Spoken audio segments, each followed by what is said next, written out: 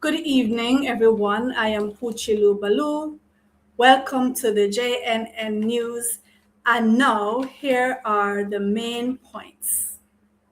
Jamaica still reeling from effects of Hurricane Melissa.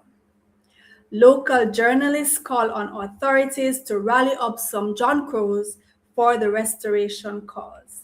UWI upgrades its newest batch of nerdy professors. Leptospirosis outbreak following Hurricane Melissa, and popular DJ Barry G has died.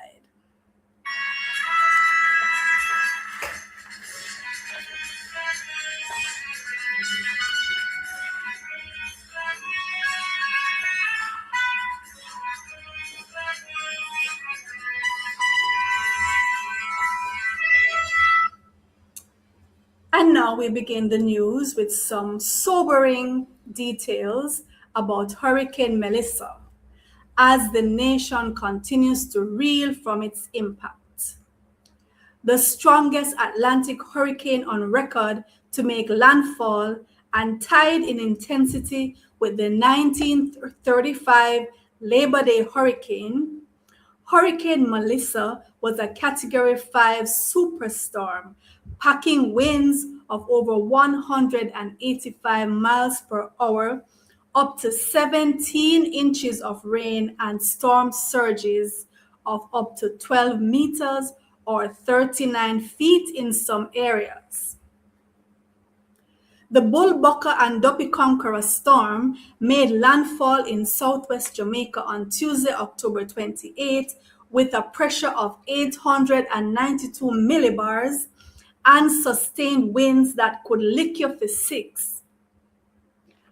Melissa was a very slow-moving, sit-down-pan-it-long storm, causing persons to speculate that she could not be a young girl, as her name suggests.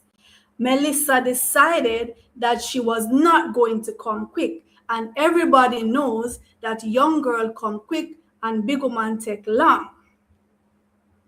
As customary, many Jamaicans rushed to the supermarkets and shops and stripped the aisles bare.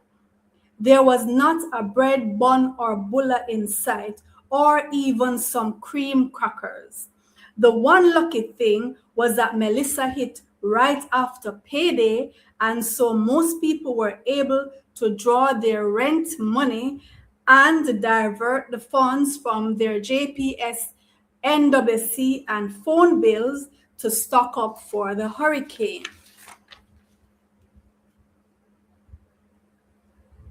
Sadly, the death toll from Hurricane Melissa now stands at 19 and rising as some remote communities of Western Jamaica remain impassable. It has been reported that some residents of these cut-off communities have started to burn the bodies of friends and neighbors who succumbed to the storm in a desperate attempt to control the stench of the rotting bodies and the imminent threat of disease. Some eyewitnesses even said that there were cases of people capitalizing on the catastrophe by charging money to provide cremation services. The JNN would like to assure the public that this last bit of information did not come from any credible sources and is probably a load of bullshit. Hurricane Melissa ravaged the western section of the island, causing widespread destruction, flooding, and storm surges. The western and central districts of Black River, Santa Cruz, White House, Montego Bay, and Chigwell were some of the worst hit towns. There was severe damage to infrastructure, with blocked roads, utterly destroyed houses, damaged buildings, and some communities still submerged. The JNN would like to commend our national emergency response teams, some of whom use their own machetes to chop through rubble and to clear the blocked roads. Some of these personnel have been away from their families for the entire week and are not sure when they will see them again. The Prime Minister himself was one of the first persons on the scene of the devastation to try to assess the impact and to provide consolation for the bewildered citizens. Meanwhile, international aid and support have been pouring into the island. There has also been tons of support coming in from Jamaican artists, athletes, and personalities such as Shaggy, Spice, and Buju Banton, and countless others to show solidarity and love and to give back to their supporters and fellow citizens. The economic impact on Jamaica has been tremendous, especially in the areas of agriculture, infrastructure, and tourism. Hurricane Melissa became a hurricane in the West Atlantic and slowly gathered strength, peaking at the highest rating, a Category 5 mammoth, on October 25. The government of Jamaica issued storm warnings. The hurricane was upgraded to Category 5 storm on October 27 and made landfall in southwest Jamaica on October 28 before exiting the north coast and traveling towards Cuba. The death toll now stands at 19 and continues to rise. Of course, we will be keeping you abreast of the latest developments as the island reels from the impact and starts the long building process. Residents and emergency teams are working together to rebuild and restore normalcy. In other news, the University of the West Indies has elevated 5 of its lecturers to the rank of professor effective October 8, 2025.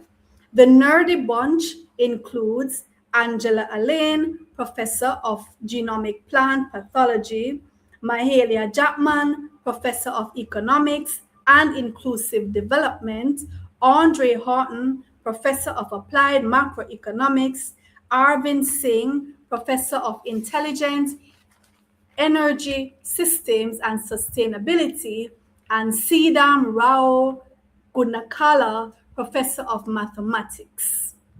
The JNN would like to applaud these scholars who pressure them book when mama spend our last and send them go class, and now they make the rest of us look like we not do nothing. A Jamaican journalist has raised concerns about not seeing any John Crows on her recent visit to the affected areas. She pointed out that, on a serious note, she did not observe any John Crows circling the air as they normally do when decaying corpses or carcasses are about. She's calling on the necessary authorities to dispatch a delegation of John Crows and point them westward to go do their jobs. The John Crows responded that they don't work on Sundays, but they will be heading out first thing Monday morning. Meanwhile, some Jamaican citizens have rallied in support of the cause and have submitted the phone numbers of their exes, whom they swear to be confirmed unconscionable John Crows. We end the news now on a really sad note. Popular Jamaican broadcaster Barrington Barry G. Gordon is dead.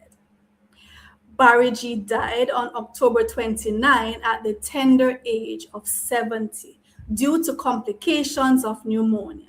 The veteran DJ, known in the early years as Barry G. the Boogeyman, began his broadcasting career with the JBC in the late 1970s and quickly commanded the airways on shows like The Boogie Down Show and 2 to 6 Super Mix. He was a strong household name in Jamaica throughout the 1980s with his unique voice and captivating persona. He also established himself overseas, particularly in England, with legendary sound system clashes with radio personality David Rodigan. Barry G died at the Savannah Lamar Hospital in Westmoreland just one day after Western Jamaica was practically decimated by Hurricane Melissa. Barry G was awarded the Order of Distinction in 2010 for his service to broadcasting. He attended Kingston College in his schoolboy days. Barry G worked at several radio stations, including the JBC, RJR, Power 106, KLAS FM, Hot 102, and an 11-year tenure at Mellow FM in Montego Bay.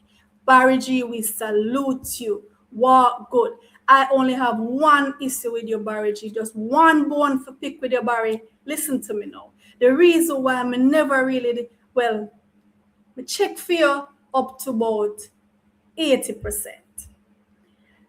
The 20% mean when you play the song them on the radio and you start the song and then you're going to stop the song and you're going to come in and talk over the song. I never like it, Barry. I never like it.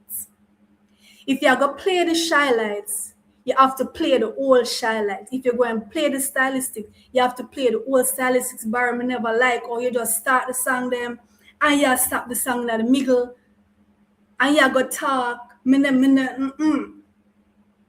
And one little bone me did have with your Barry, the one little thing. But other than that, we're good. We're good. And what good, Barry. I wonder if Roger here say Barry. Hold on.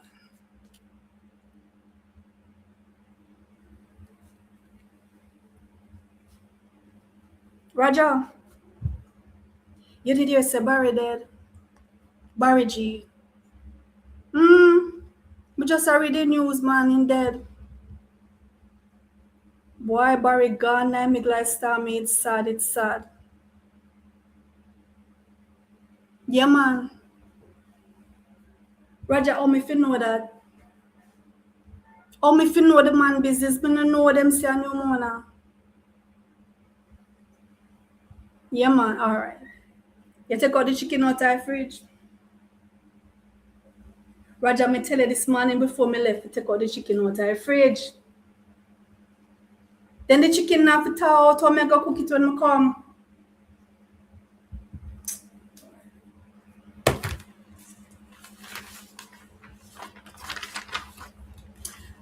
News just in. Jamaica is currently experiencing an outbreak of leptospirosis, a bacterial disease spread through contaminated water and soil, following Hurricane Melissa. As of December 4, 2025, there are 71 suspected, probable, and confirmed cases, with 26 confirmed cases and 12 deaths, 7 of which are linked to the disease. The affected areas include St. James, St. Anne, St. Elizabeth, and St. James reporting the highest number of cases, 15, and St. Anne and St. Elizabeth following closely. The disease is typically transmitted through contact with urine or bodily fluids from infected animals, particularly rodents, livestock, and dogs. Symptoms can be flu-like and might include fever, headache, and muscle pain. Severe symptoms include kidney or liver failure, internal bleeding, and respiratory disease. High-risk groups are farmers, individuals with cuts and bruises, and those exposed to flood waters. The Ministry of Health is advising persons to avoid contact with contaminated water and soil. And now to end the news, here are the main points.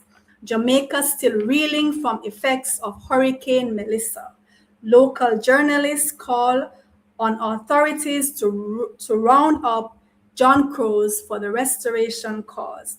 UE upgrades its newest batch of nerdy professors.